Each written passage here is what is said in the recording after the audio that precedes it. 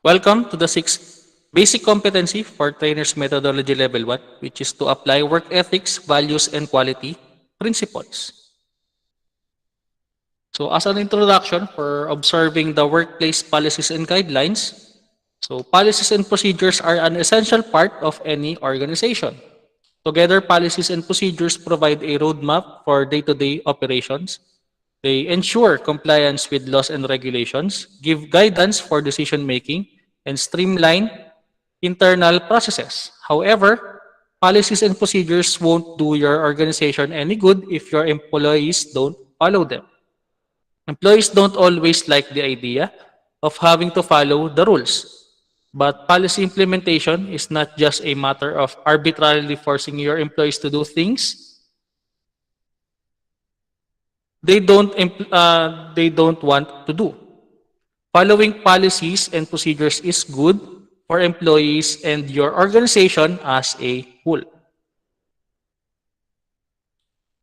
The importance of following policies and procedures. As your organization's leaders create and enforce policies, it's important daw po to make sure that your staff understands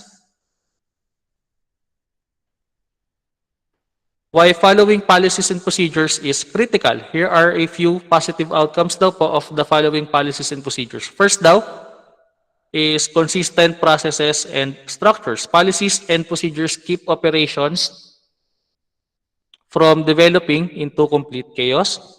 When everyone is following policies and procedures, your organization can run smoothly. Management structures and teams operate if they're meant to, as they're meant to, and mistakes and hiccups in processes can be quickly identified and addressed.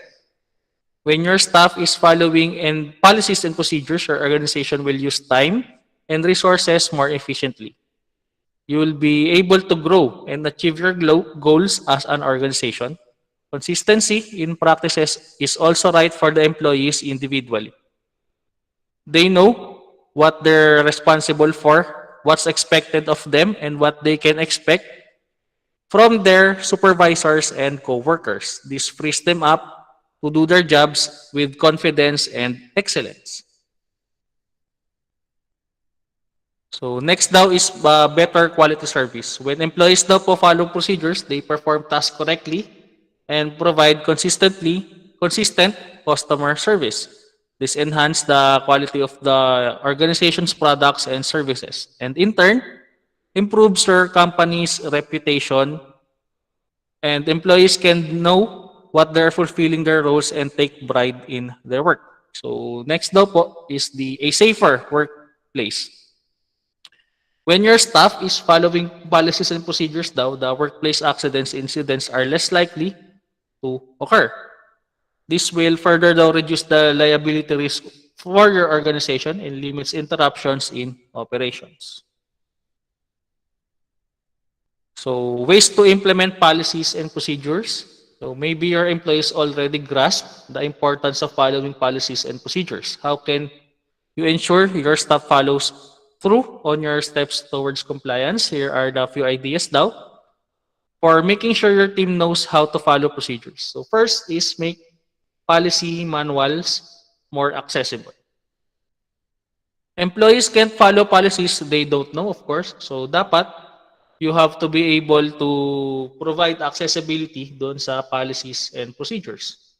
Many organizations still use paper-based policy manuals, passing out binders containing the employee handbook, which is evident naman for most of the companies. Unfortunately, these policy manual binders are often end up stuffed in a drawer or on a shelf, gathering dust.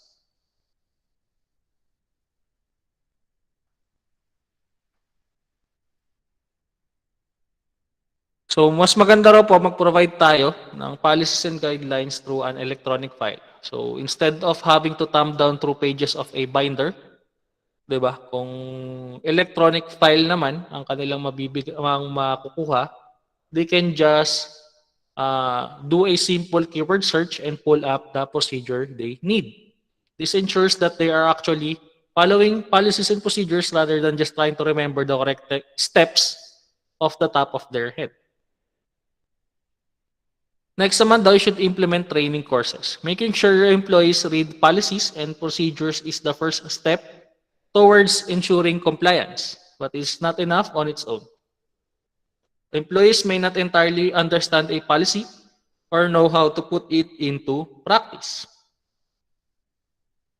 Thorough training on policies and procedures should happen for every new hire during the onboarding process. Statistics show that employees who receive formal onboarding training are more productive, they gain more proficiency faster, and they are more likely to hit their performance milestones.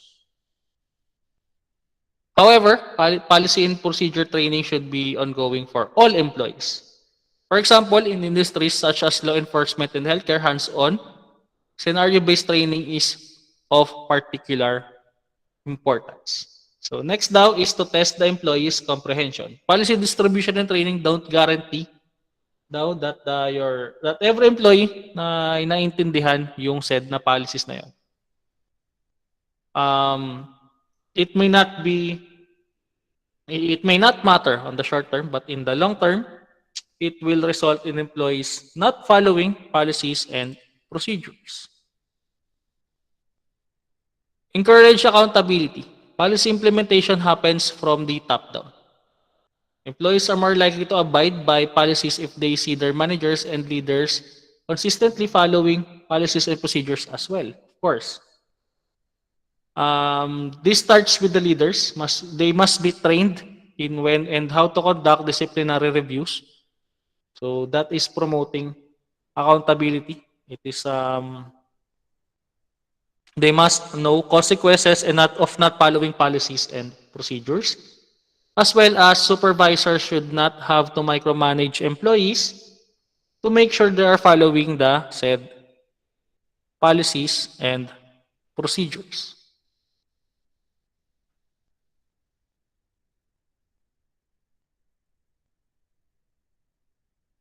Next naman daw is observing workplace policies and guidelines. This documentation will help leaders see which employees are following procedures and which are not. Employees who are deviating from procedures may just need some guidance or further training. Regularly review policies and procedures. When practices deviate from policy, it usually means one of the two things. Your organization needs to better communicate policy and procedure, and it can simply be outdated or incomplete.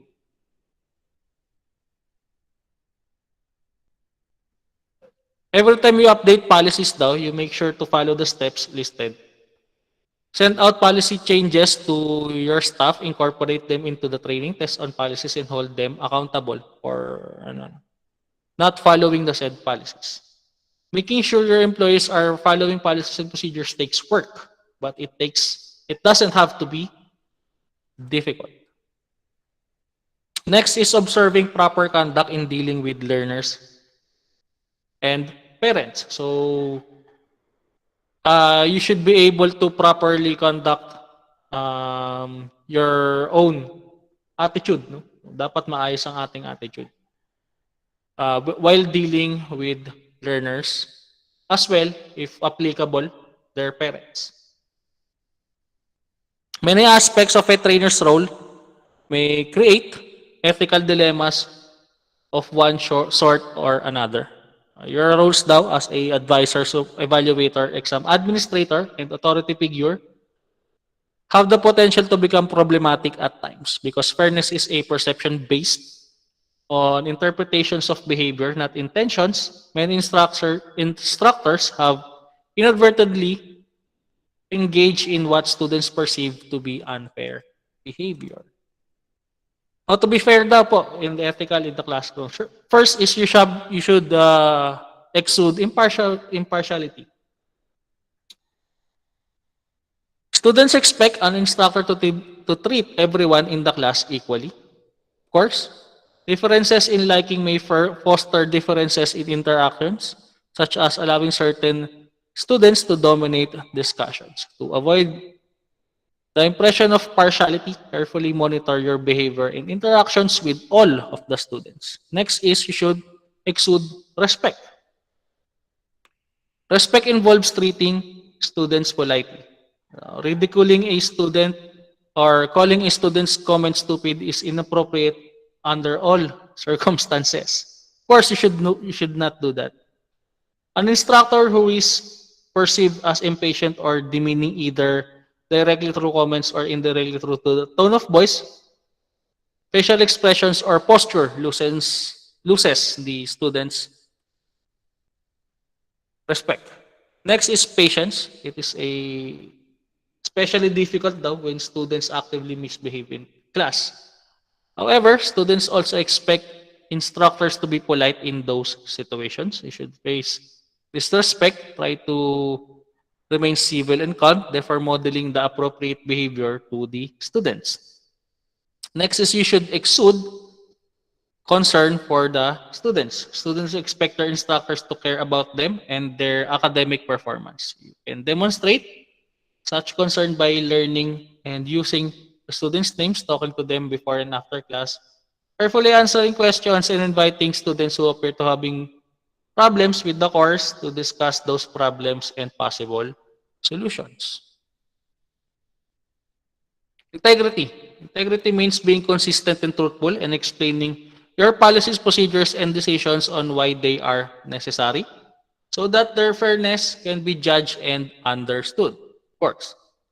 Next is propriety. Propriety means acting in a socially acceptable manner that does not offend the students' sensibilities. Students expect you to follow the rules when interacting with them, even if you believe there might be a pedagogical value in breaking them.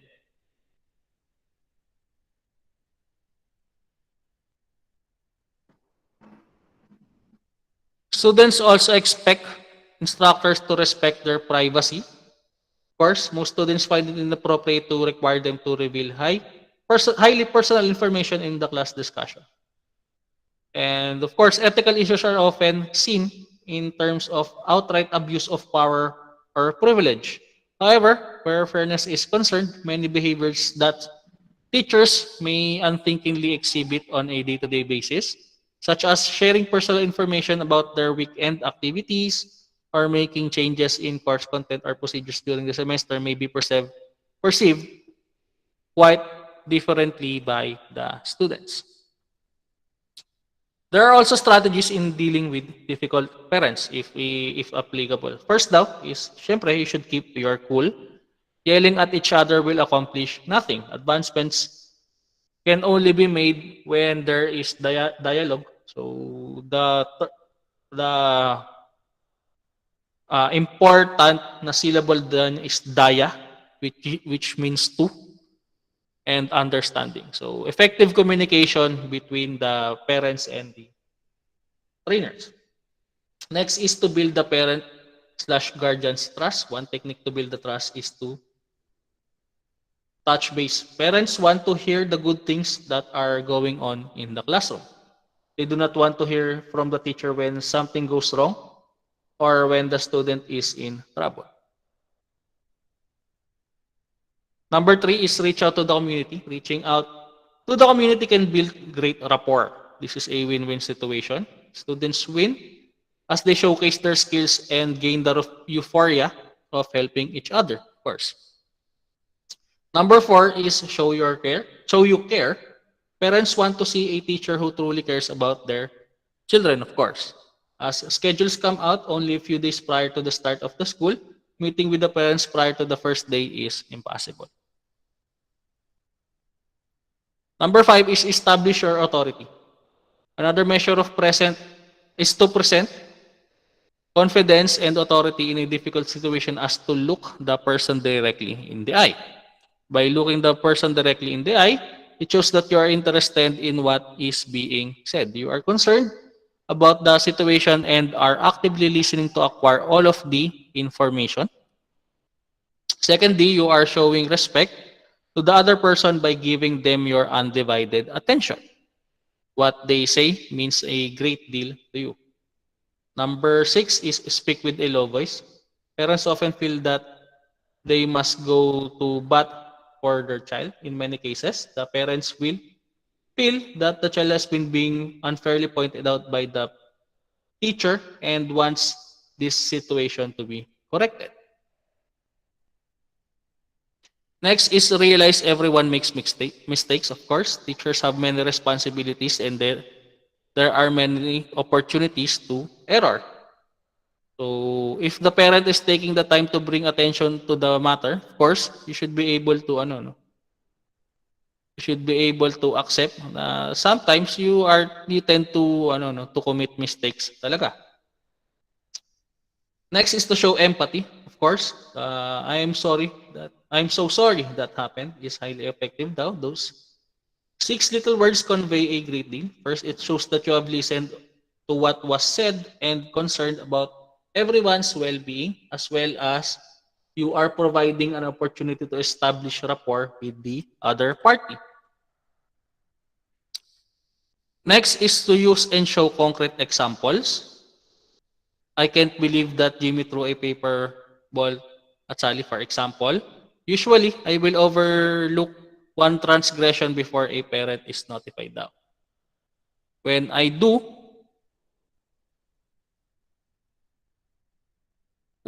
contact the parent, as he or she denies that the event is possible, I highlight the earlier instance that occurred in which the student is reprimanded.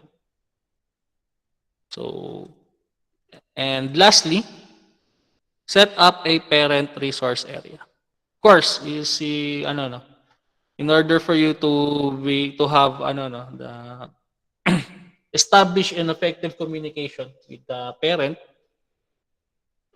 you should be able to provide resources in order for them rather, to have a two-way effective communication onto you as well.